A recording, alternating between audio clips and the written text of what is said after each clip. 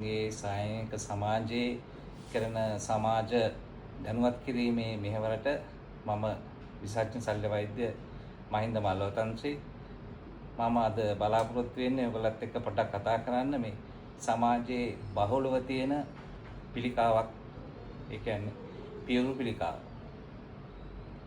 ඒකට මේ පියවරු පිළිකාව කියන එක අද ගොඩක් ලොකු ප්‍රශ්නයක් වෙලා තියෙනවා අපේ රටට. ඒ මොකද අපි ගොඩක් වෙලාවට කාන්තාවන්ගේ ජනගහනයත් වැඩි වෙගෙන යනවා.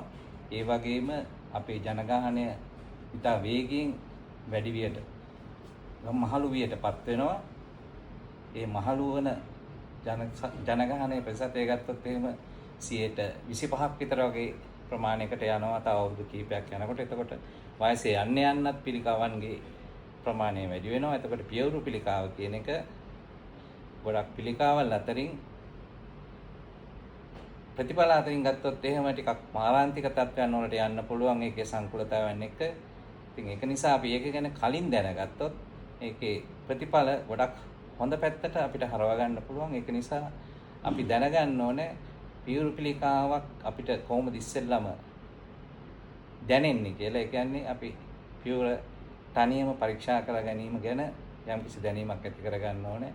ඒ වගේම අපිට අවශ්‍ය කරන සේවාවන් සපයන අපි කාන්තාවන් වෙනුවෙන්ම මහජන සෞඛ්‍ය සේවයෙන් ඇතුල් කරලා තියෙන වෙල් විමෙන් ක්ලිනික් කියන සංකල්පයට ඇතුල් වෙලා ඒ සායනවල පරීක්ෂාවකට ලක් වෙන්න පුළුවන්.